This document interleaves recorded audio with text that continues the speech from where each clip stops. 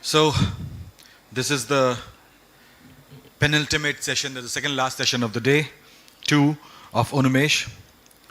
And this session is named as Whispers from Beyond, Southern Poets Meet. And the session will be chaired by Shri Joy Wazail. Welcome, sir. And readings will be done by C. Naganna, Salmaji, Perugu Ramakrishna, K. Vasamalli. A brief introduction about all these poets. I must give it to you so that you must know that whom you are listening to. Sri V.P. Joy is an eminent Malayalam poet, novelist and translator. He has published 15 works of poems and 2 novels. Arivazam and Sir, forgive me for the pronunciation because I'm not aware of that. Jnandev in Malayalam and 3 books in English.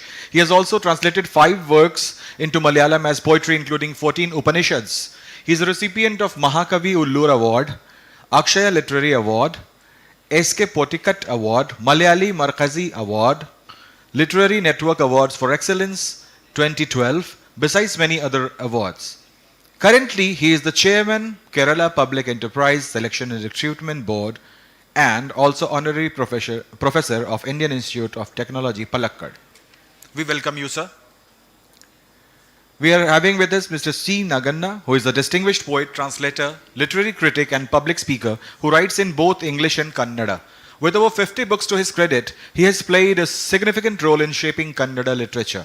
As a member of esteemed literary bodies like Bharatiya Gyanpith, Saraswati Samman, Karnataka Sahitya Academy, and Sahitya Academy, Naganna sir has been recognized for his contributions. He represented the University of Mysore at the World Kannada Meet in Detroit, USA, and was felicitated with the Karnataka Rajyotsav Award in 2023. He served as Professor English, Comparative Literature and Translation Studies. We are fortunate enough to have you here, sir. Welcome. We are having with us Salmaji Rajati Samsuddin, well-known by her pen name Salma, is an eminent Indian Tamil writer. Overcoming orthodoxy, marital violence, and being confined to her own society, she has become an international literary figure and spokesperson for women's rights. She has 3 volumes of poetry, 2 novels, 2 collections of short stories, and a travelogue to her credit. Her books have been shortlisted for various national and international awards, including Man Asia Prize, Crossword Book Prize, Dublin International Literary Award, and many others. Presently, she is the Member of Parliament, Rajya Sabha, India. Ma'am, we welcome you.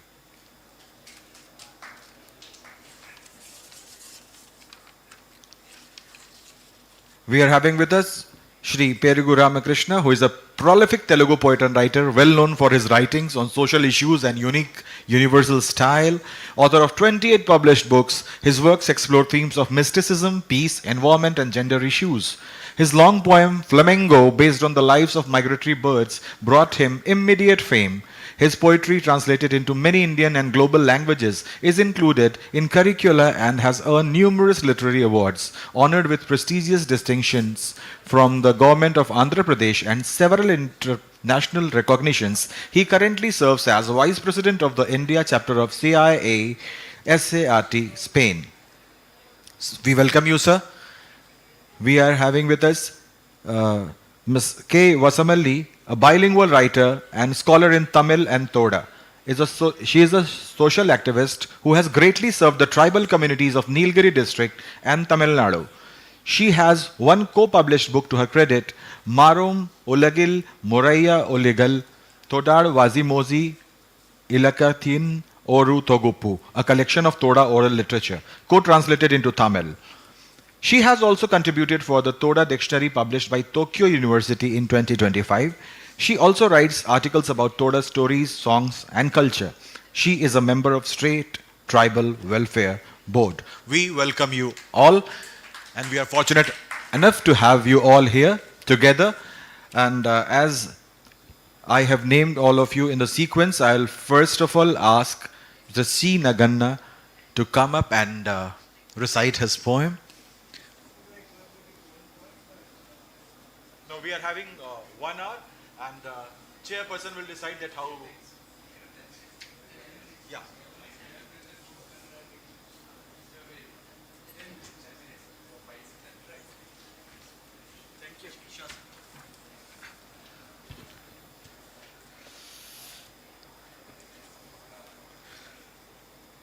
First of all, I would like to read a Kannada poem and then give you the English translation.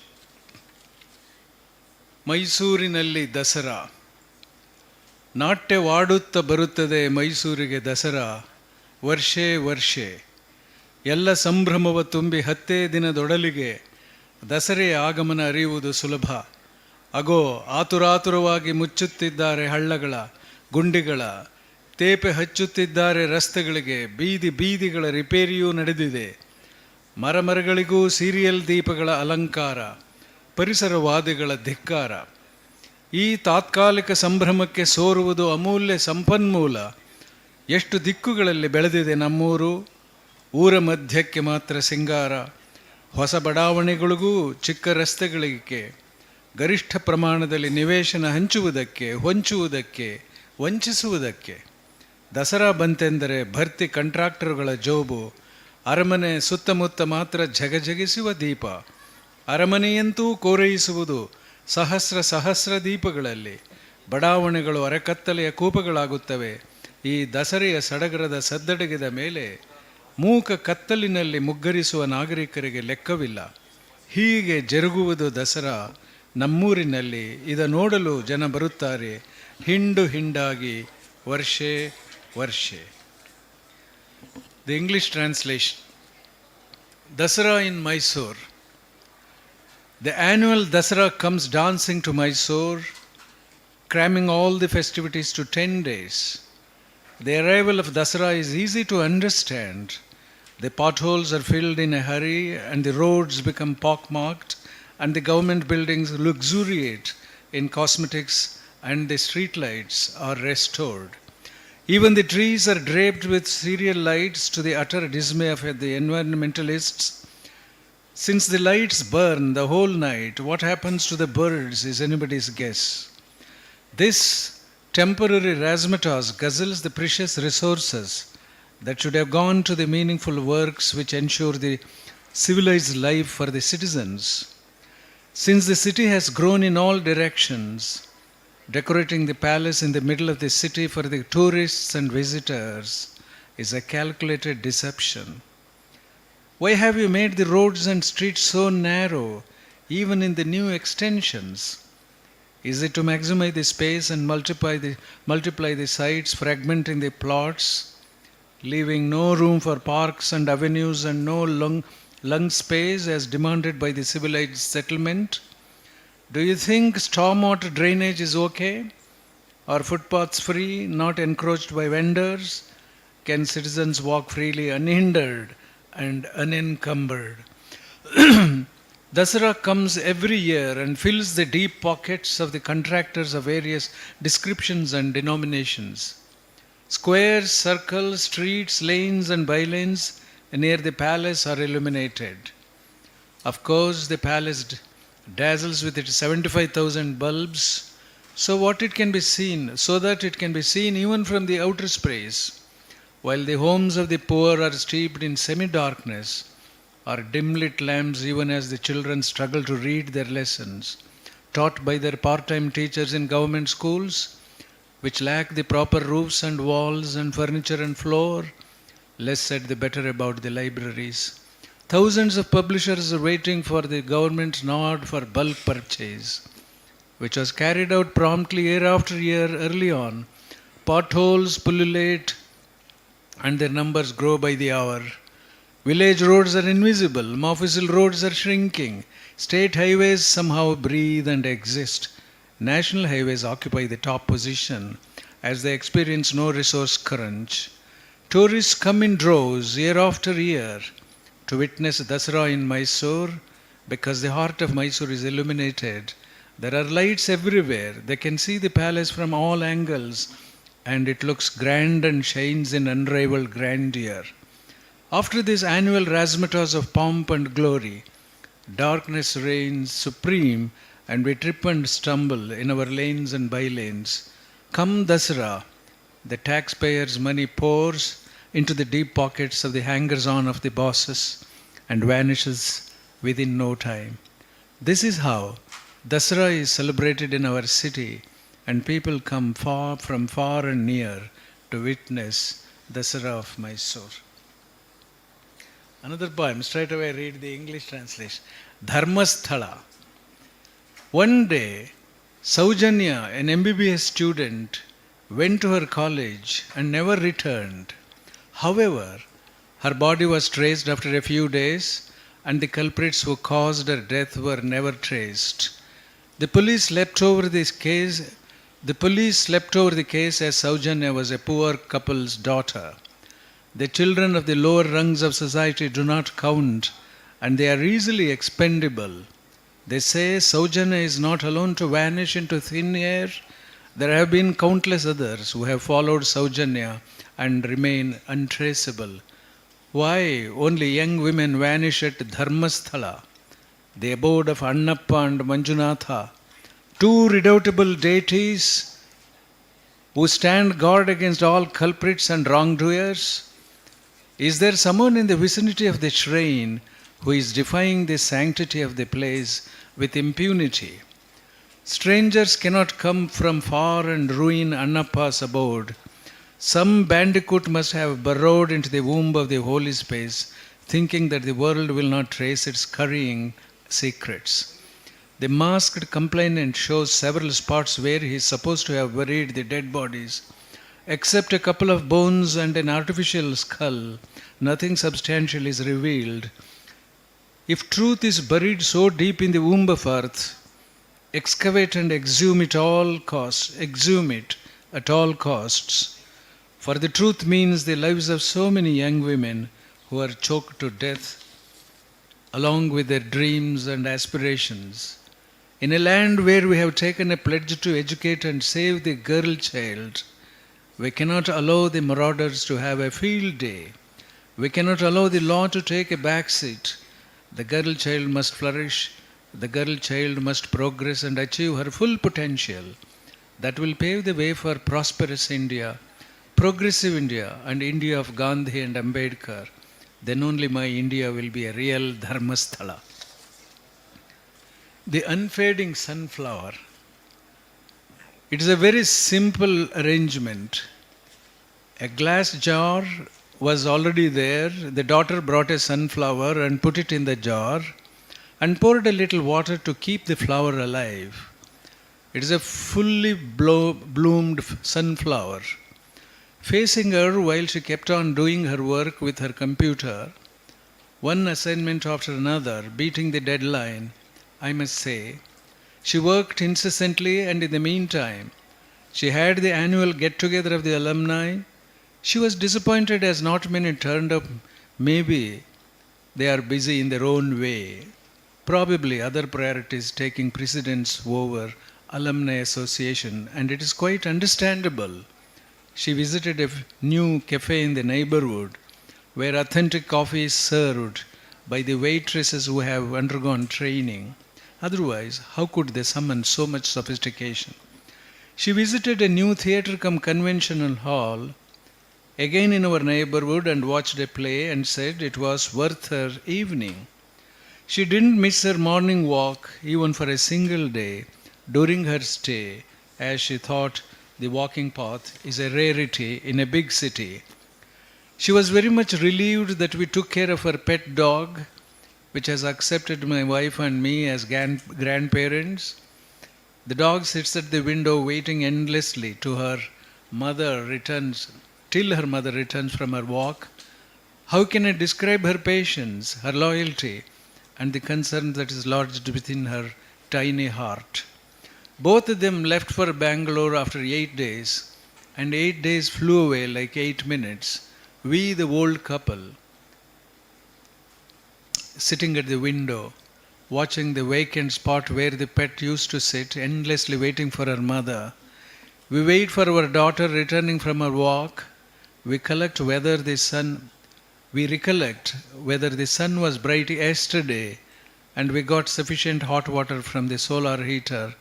We ensured that the daughter got water to bathe, We avoided junk food as she preferred home food. You can reach any remote corner of our town within half an hour, she said, and took out her car and did all her work independently.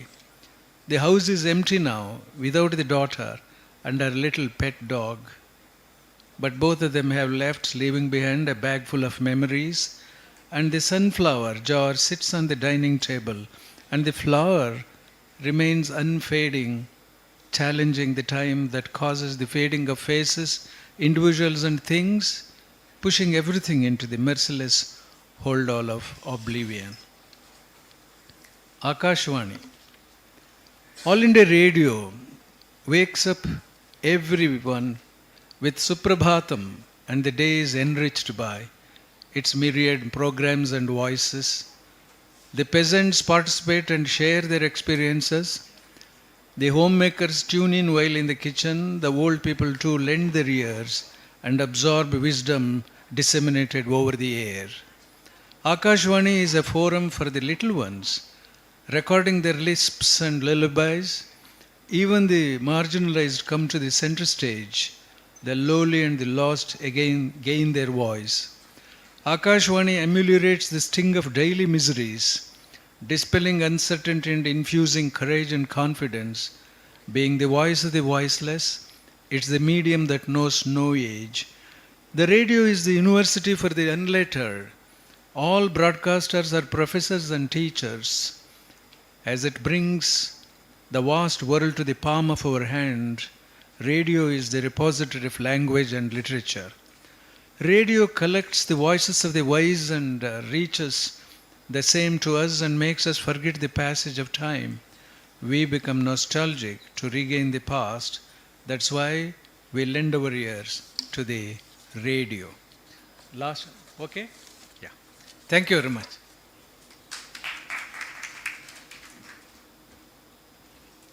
I'd like to invite Salma ji for the recitation of a poem. Please, ma'am.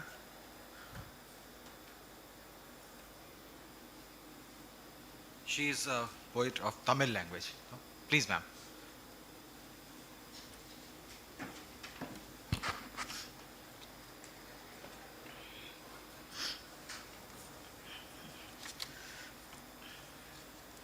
அனைவருக்கும் வணக்கம். வழியிடை நட்பு. நிதமும் பேசிக்கொள்ள நேரிட்ட போதிலும் வீட்டு முகவரி கேட்டதே இல்லை. அவனும் தான். வீடுகளுக்கு எடுத்து செல்ல முடியாதது நமது இந்த நட்பு. வீட்டுக்கு எடுத்து செல்ல இயலாத நட்புகள் நிறைய காண கிடைக்கின்றன. பூங்காக்களில், ரயில் நிலையங்களில், ஷாப்பிங் மால்களில், குறிப்பாக கடற்கரைகளில். வீட்டுக்கு கொண்டு செல்ல இயலாத நட்புகள் பாதி வழியில் தம்மை தொலைத்து கொண்டுவிடும் சாத்தியங்கள் இருக்கவே செய்கிறது. என்றாலும் வெட்டுப்படுகிற நேரம் வாய்க்கும் பொழுது பல நட்புகள் வேரிலிருந்து மிக கவனமாக தம்மை விடுவித்து கொள்கின்றன. இயலாதவை தம்மை பழியிட கேட்டு மண்டியிடுகின்றன. reading my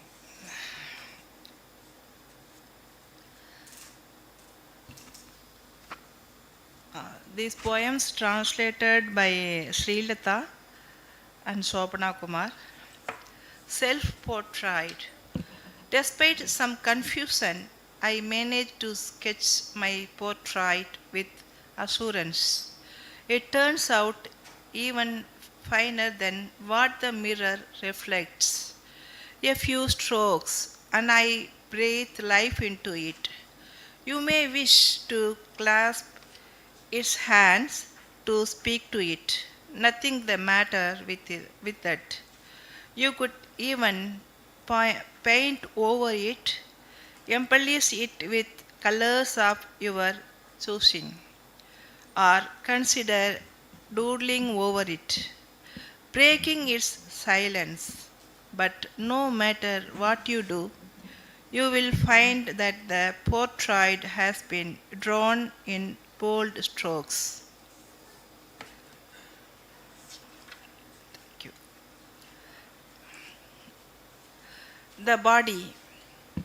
Easy to walk those 3 steps. to cover this distance between me and her. Inside the garments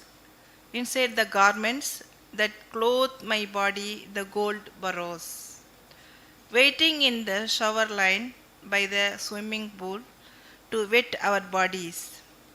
At a distance of 3 feet stands a body unclothed, a body which resembles the forest. Mature breasts full and drooping upon a floating moon, yoni hidden in a forest of hair.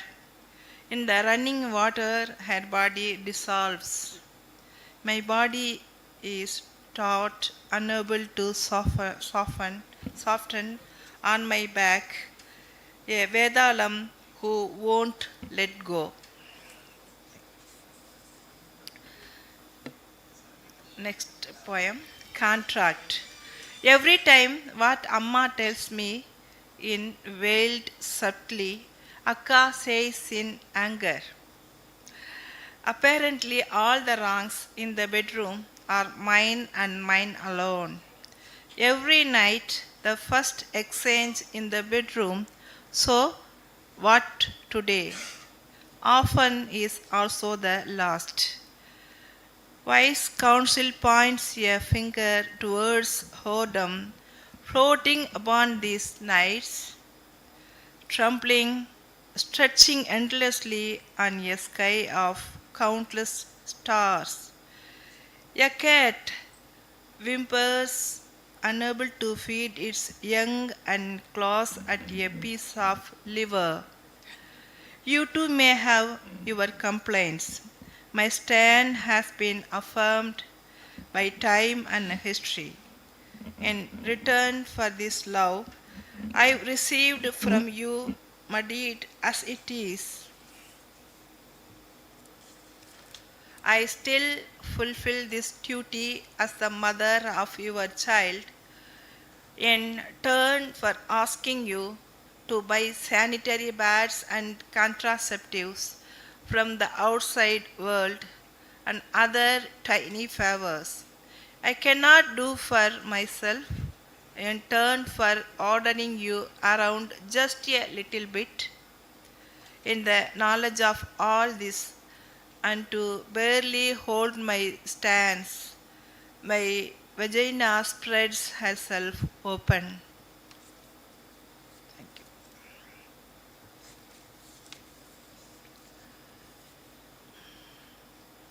பயண நேரம். Then this.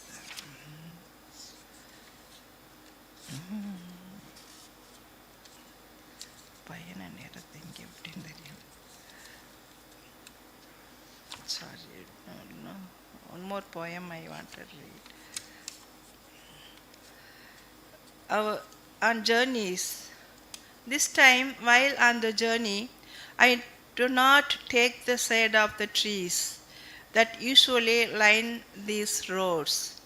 Instead, I carry with me a few cemeteries that lie asleep. I think time is not. I have one more. Solitude. From a plain street, I bring with me a piece of solitude. The darkness that suffuses my room is now lit by the embers of a lamp. A suspicious creature lurks in the courtyard beyond the living room, within the folds of my tightly knotted petticoat. My lover whispers, a sorrow hidden by a facade of denial. From the sounds of birds falling from trees, an animal is roused. I am the eternal lover of this awakened beast. Time I have? Can I? Huh? Two more. Okay.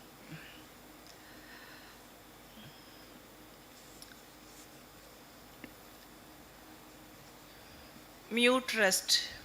In anticipation that you will speak, stony silence fills every crevice and spills over, easier to clutch at this silence despite the rust seeping into it than to wait and pluck words from you. Thank you.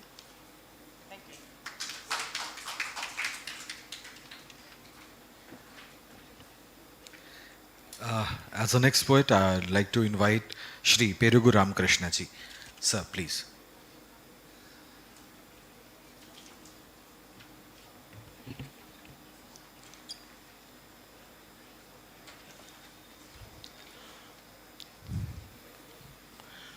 Good evening, everyone. My gratitude to the concerned authorities who invited me for this, the largest Asia's literary festival, and my respects to my chairperson, sir, and other co-poets. First, I introduce my mother tongue Telugu poem titled Moha Swapnam.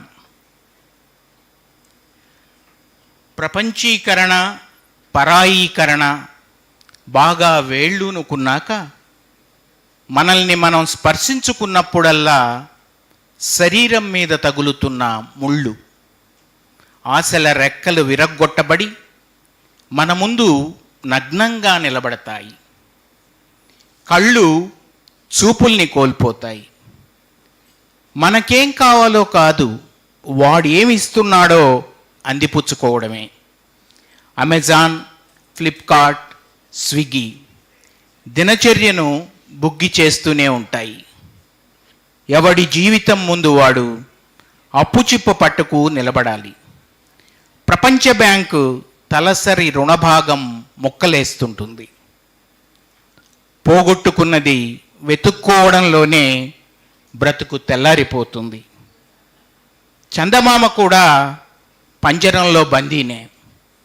ఆకాశ సంద్రంలో నక్షత్ర చేపలు కనపడవు. జీవితం ఇప్పుడు నిర్ధారణ చేయని ఒక సుదీర్ఘ వ్యాధిని మోస్తూనే ఉంటుంది. మనిషిని ఇప్పుడు ఒక నిషిద్ధ మోహ స్వప్నం నడిపిస్తుంది. అంతే ఇక. కవిత్వం, కన్నీరు కలిసి ధారగా ప్రవహిస్తాయి. I made my self-translation for this poem titled Elusive Dream. After globalization, after alienation, look roots so deep. Whenever we touch ourselves, thorns pierce into the skin. The wings of desire, like broken standing naked before us, every lose their vision. Eyes lose their vision. It is no longer about what we want, but only about what is offered to us, snatched in passing. Amazon, Flipkart, Swiggy, they rattle our daily lives, while before every life stands the burden of debt, hands clutching the bowl of loans. The World Bank slices us into per capita fragments. Life wakes each morning only to search for what is already lost. Even the moon is a prisoner inside a cage, and in the ocean of sky, the starfish cannot be seen. Now life drags along like an endless, undiagnosed disease. Man is driven by a forbidden dream, an elusive vision, and then poetry and tears flow together as a single stream. My second poem, Whispers from beyond. They come not as thunder, not as lightning, but as soft breaths on the edges of silence.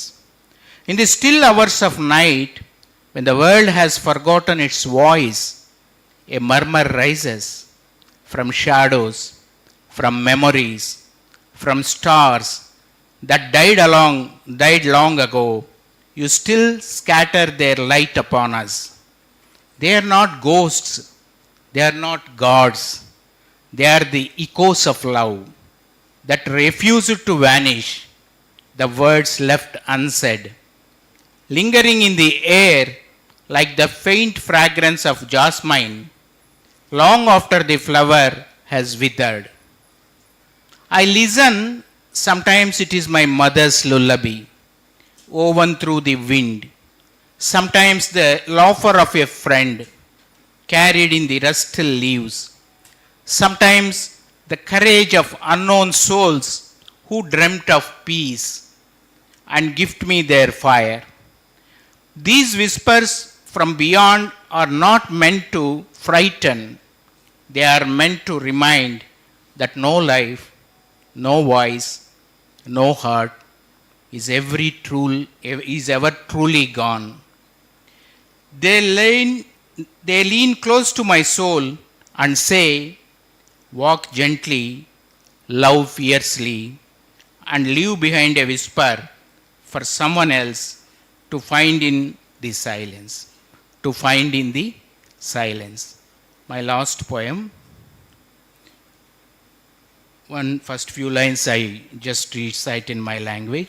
The title of the poem is Digulu Leni Deham. సమూహంలోంచి తెగిపడ్డ విశ్రాంత జీవితం అప్పుడప్పుడు భయపెడుతుంది. నీటిలోంచి బయటపడ్డ రంగు చేపల మనసు కలవరపడుతుంది. రోజు సాగదీయబడ్డట్టు అనిపిస్తుంది. గంటలు యుగాలైనట్లు దొర్లుతున్నాయి. అంత ఇంట్లో అంతటా ఖాళీతనం. The poem goes like that, and it is a self-translation by me. The title is A Body Without Worries. From the crowd, a retired life torn apart, now and then frightens me. Like a colorful fish pulled out of water, the mind grows restless, the day seems dragged out, the hours roll by as if they are ages. Within the house, everywhere emptiness. Mother comes to my mind in the struggle for livelihood. She packed the morning into the carrier vessels, left in a different directions all those days, all those months, all those years, carrying loneliness, staring at the walls of the room, conversing with the endless silence. How did she endure it? How did she endure it? Perhaps that's why in those times some serial characters in TV were closer companions to her. Standing on the terrace, she forged kinship with the passers-by on the street, on the doorstep in the evenings. She built a whole world with her friends. Measuring time with eyes of longing, she became an oil-tinted painting by the window, waiting for us at dusk. She greeted the plants with water, shared curd rice to the pet dog, welcomed the singing bird with seeds. The great tree in front of the house, its branches, twigs, and leaves were all familiar to her. When people were absent, she merged with nature. She would journey through books with delight and roll weeks dyed in devotion.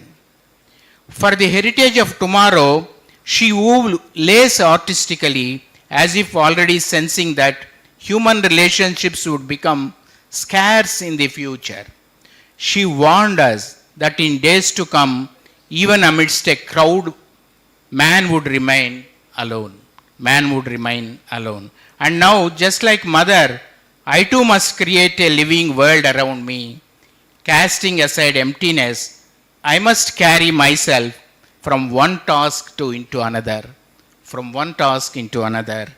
and call the moment rest.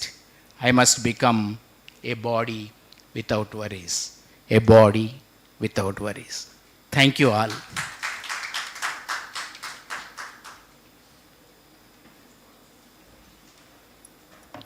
Thank you, sir. It was a nice poem to dream about or to say about a body without worries. All of us, we want to become that only. Now I'd like to call Mr. K. Vasamalli of Todu language. Ma'am, please.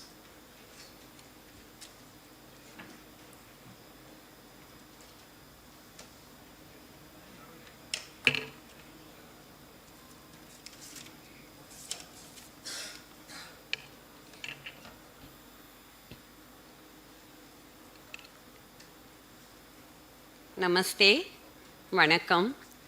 I'm going to introduce Toda language. It is a Proto-Dravidian language. It is a very ancient language. It's also tribal language. Only 2,000 people are speaking this language. So, my poet edict is more report.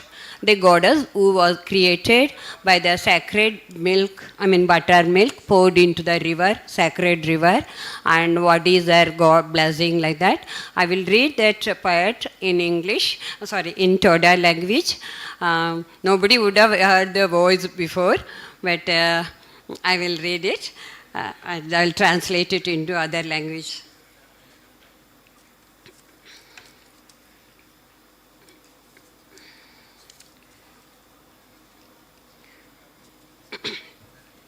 More report. Moram duk, Mosin Gork, Nishner Gork, Kuzgortham. Falkor Nask, Uzundo, Koppel work, Uzundo, Nishner, Udundo, Korkoi Nask, Uzundo.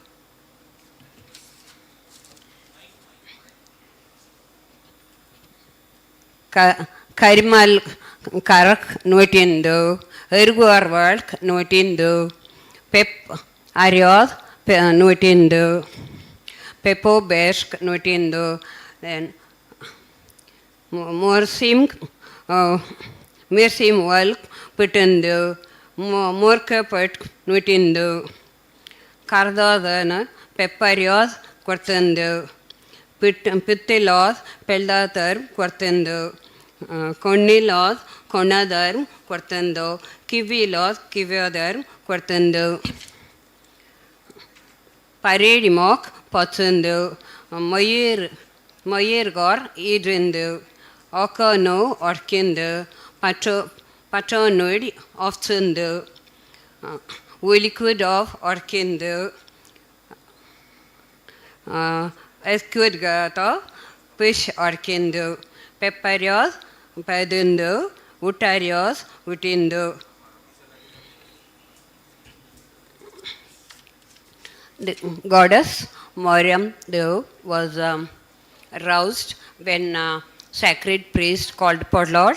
He carried the buttermilk while he was migrating with the Toda buffaloes from one sacred place to another sacred place. On the way, he poured the milk into the sacred river. Then God roused from that river, and she was sitting in that Koppalvo. That river is very holy river. Every year, people used to go and take the statue of the thing and bring it back to the temple. And our Toda people make the fire without using the matchstick. They make the real particular 2 sticks, niche sticks, and making the fire and give it to the god. Other people are celebrating, but our Toda people, even today, it is very holy river to her. That god gives us the, whoever wants the milch animals, she gives us the milch animal, and whoever wants the seed for good cultivation, she gives the cultivation improvement like that. And she also blesses with children and calf for the buffaloes and all the way. And if anybody has diseases, she controls the diseases. And if anybody wants all the sickness to be cured, and in the jungle, she used to control the poisonous snakes and control the tiger, human and animal conflict. So we all believe and give our prayer to the goddess more report. Then I think I have one more. So this is our, all our, no, beliefs are with the nature. And we believe our tribal culture is based on the land. If we would have changed our land, then we won't be having our original culture. And it is when we speak our original language, we have so much self-satisfaction. Language is like our mother, and it is very nucleus to everyone to make. So to protect this endangered language, I came to this. I give a small poet regarding this literature festival. Toda tribal language in a literature festival. This poet, I will read it in Toda language. All wash, nectar verb, or we all, Ponarvath, Porperes, Podspini, Sitatat, Udkenes, Walatat, Parkenes, Podspini, Ishkit, not Kuns, Podpini, not a jar, Pirusht, Tuk, Esquile, Nuchpini.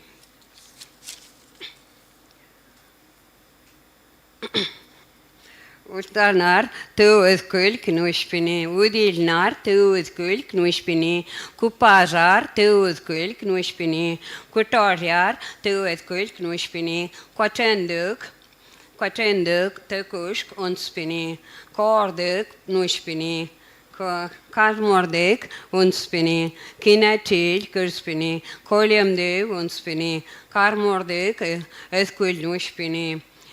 So, Karmodak, they are all, now I will translate it into English because in this poet I wanted to say when Sahitya Academy invited me for the literature festival, I was thinking the drop of water and all rivers are joining in the ocean. My little language is joining in this literature festival. So I came, I am the ordinary lady, walk like a hands in the earth. And I used to walk, I never used the flight. Then I flew like a kite in the flight, and I came to this Sahitya Academy Literature Festival for reading and writing my language, my Toda language, to introduce my Toda language. It is very little language. So when I was coming, what I did, first I started from my house and I just looked towards my sacred earth temple. I said, I'm going to this big festival. Please bless me. I gave respect to my hearth. Then I looked towards the mountain just in front of me. That is called Notesh mountain. The sun was rising. I started before 7 o'clock, while sun was rising, so I greeted the mountain and the sun. Then afterwards on the way, normally I used to do the same thing, but on the way to Kunnur, there is another mountain, Kupash. We say so Kupash, in our prayer also we use these words, mountain names, but we believe there is no ideal worship in the mountains, but we believe, and through the stories and all the mountain gods are there. So the sacred power is existing on those mountains. Though that mountain looks like a, what is it, Hanuman. It is not statue, but mountain itself look like a Hanuman mountain. So we call it Kuppash Mutva. So I just greeted the Kuppash Mutva. Then I passed around. Then Squatain Tekush, one man, Toda man born as a in the community, then he has vanished and become the Quatrain Tekush as a Malleswaran temple. The other people are calling the Malleswaran, but we call the Quatrain Tekush. The mountain itself, every year, Kurumba people are lighting the lamp and worshipping. So I worship that mountain also. They are all visible. So looking towards those mountains, I got the blessings of that. Then I crossed the Kinachil and Penanmach. There is also holy river near Mettupalayam, and I looked and worshipped that river and Karmordev is the Eshtkuarsobi. That is, Esht means bull god. So we worship that god. And at last I reached there. And my language, I am speaking in front of you. And drop of my language entered into the ocean of this literature festival. Thank you very much for giving this opportunity. Thank you.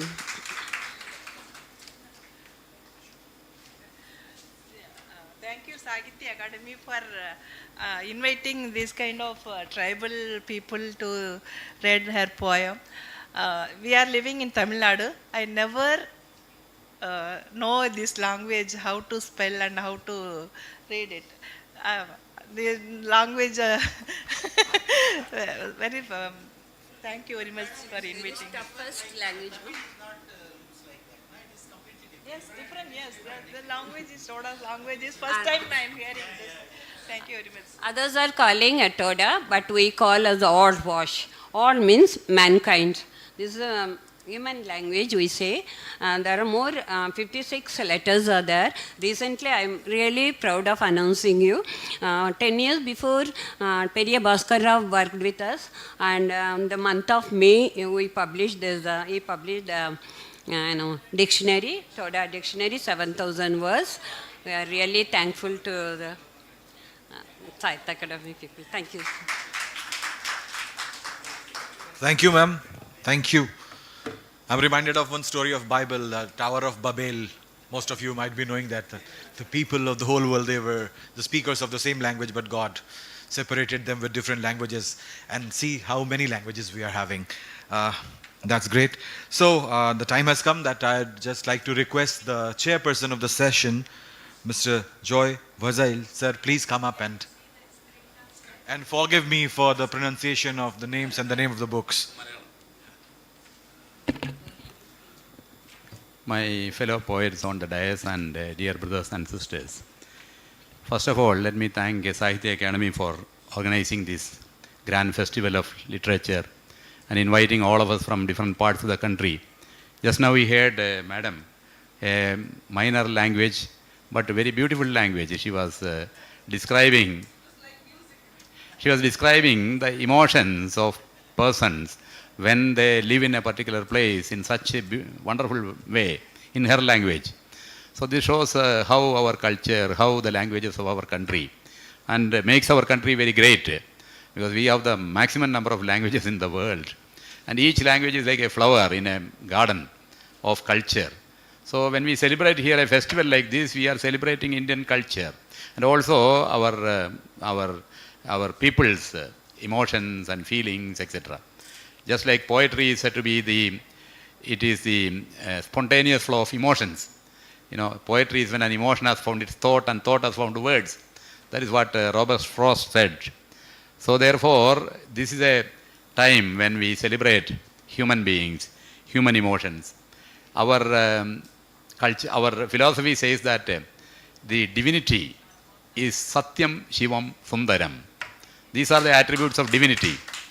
And these are the attributes of poetry. Poetry is Satyam, Shivam, Sundaram. Truth, goodness and beauty, all combined. That gives poetry. Now today is a particular interesting day, because today is September 26, which is an international day being celebrated by United Nations for the elimination of nuclear weapons. And just 5 days back, we had on September 21st, International Day of Peace. Somehow September seems to be very much linked to peace and brotherhood of humans all over the world. So I thought, because today is about anti-war and for peace, and we in our culture have always been peaceful people, and we have never been aggressive to other countries. But so celebrating peace is very important for us. So I thought I will read one poem of mine on this theme. Now this is about actually life, a new life, an infant coming to live in this world. Imagine that an infant is coming to live in this world and it is hovering around in space, looking at the earth. And also imagine that this infant has a freedom either to come or to go back. It is free. So first it is looking at the earth and finding out whether I should go here or I should go back. So what are the thoughts of this infant is what I have written. This is called the return of the soul. From high up in the sky, a formless life looks down upon the blue-bodied earth with a tremor of hesitation as it spins on. The unseen soul hovers up above in the form of a spirit to reach down into a womb abode, waiting to shape into a new form, searching for a place on earth to spend another lifetime. Beneath stretches countless lands, cultures branded in names new and old, multicolored, multi-tongued with myriad ways of living. Life is a momentary flight with merely 6 feet at the end of it. Yet until then, how strange and celebratory these paths remain. It sees below the frenzy of wrongdoing, riotous dance of chaos, clashes of worlds, everywhere clamor, festive bands celebrating the demise of peace. The carrier of the human race, she is a weakling and helot everywhere. Where will this birth be? Among the fair-skinned or the color discriminated? What will be the faith and the race? Will it turn out a grim destiny? Will the harrowing finger of destiny command to slay the unknown in the battlefield of hatred, or to fall struck down there?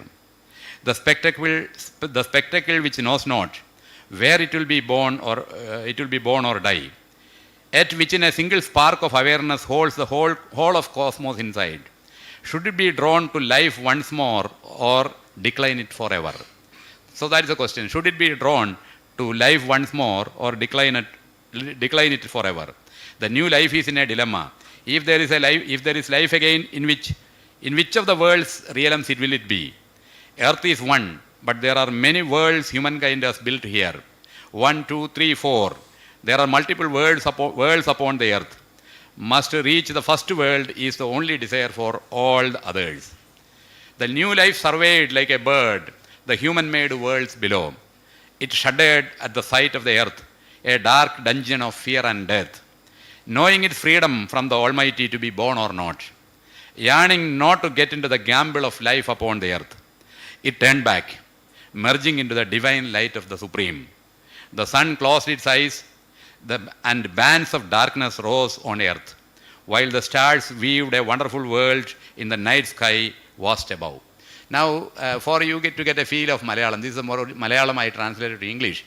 For you to get a feel of Malayalam, which is my language, in which I wrote this poem, I would like to make you listen the same poem, at least part of it in Malayalam. So please listen to this, because ultimately that is the purpose of the festival. Different.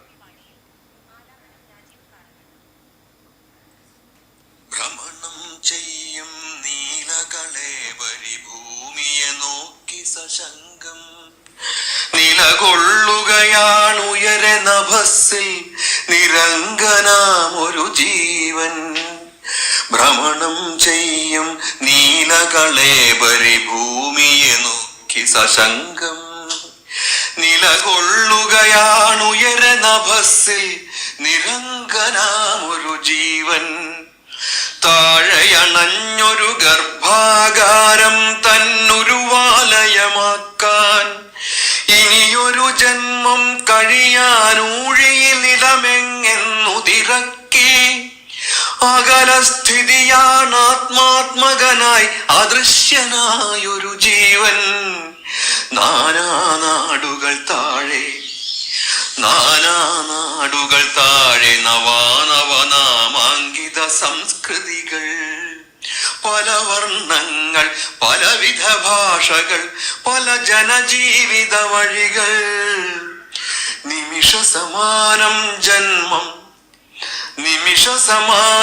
ജന്മമൊടുക്കം നിഖിലാശ്രയമാറടിയാം എങ്കിലുമെന്തതുവരെ ഇപ്പാതകൾ എത്ര വിചിത്ര വിശേഷം താഴെ കാൺമൂ ദുഷ്കൃതി അക്രമ താണ്ഡവമാഹവമേളം കോലാഹലമാണെങ്ങും അശാന്തിക്കോലപ്പടയണിഘോഷം മനുജകുലത്ത വഹിപ്പോളവലയും അനുശാസിതയും ഭൂവിൽ ജന്മമിതെങ്ങ് വെളുത്തവനാമോ വർണ്ണവിവേചിതനാമോ മതവും വർഗവും എന്താവാമതു ഹതവിധിയെന്നായി വരുമോ വെറിയുടെ യുദ്ധക്കളിയിൽ തങ്ങളിൽ അറിയാത്തവരെ വധിക്കാൻ അഥവാ ഹതനായി വീഴാൻ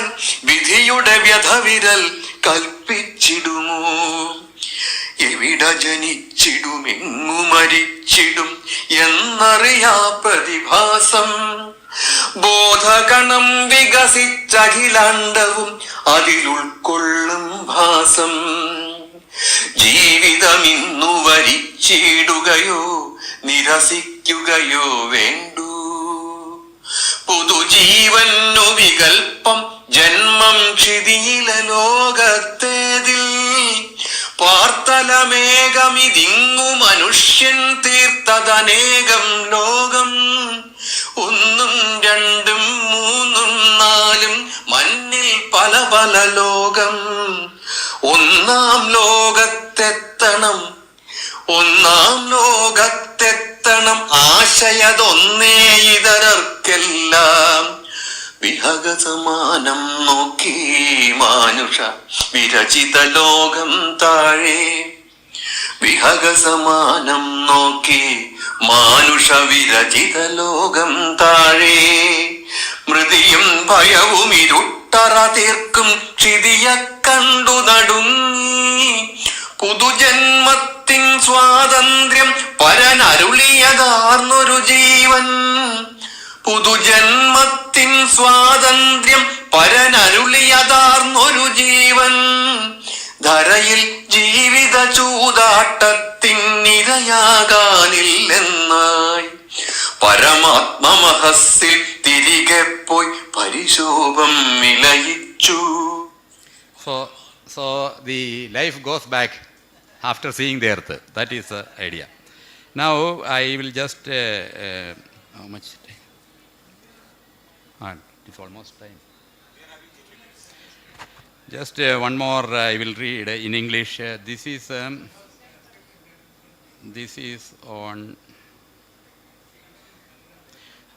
truth. This is on truth. It is actually, the title is Truth in the Middle. Truth in the middle. Not on the left, not on the right. Truth stands in the middle. Not in what is nearest, nor in what is far. Truth dwells in the space in between. On the left and on the right lie worlds of illusion. But where the soul abides, the pure flame of reality shines. Too near, it burns fierce like the blazing sun. Too far, it glimmers gentle like a distant firefly. In between, a radiant source of awakening, where countless specks of life arise. Not on the left, nor on the right, truth stands in the middle. Not in what is nearest, nor in what is far. Truth dwells in the space between.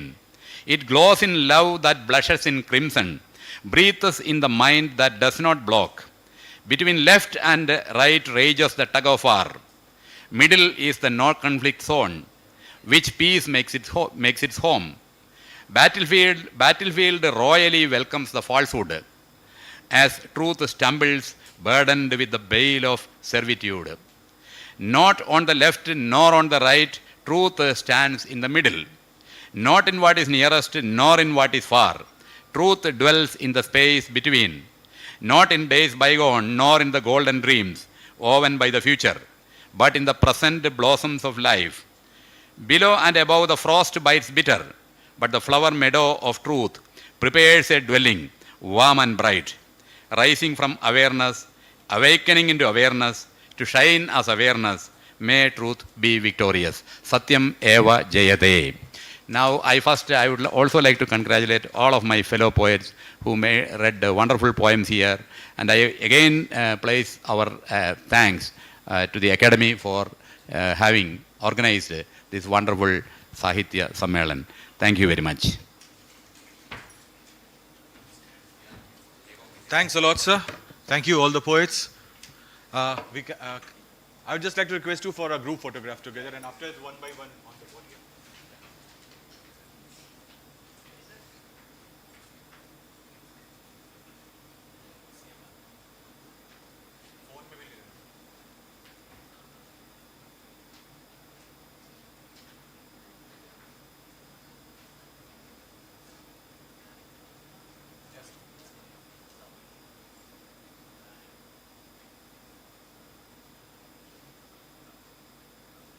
Thank you. And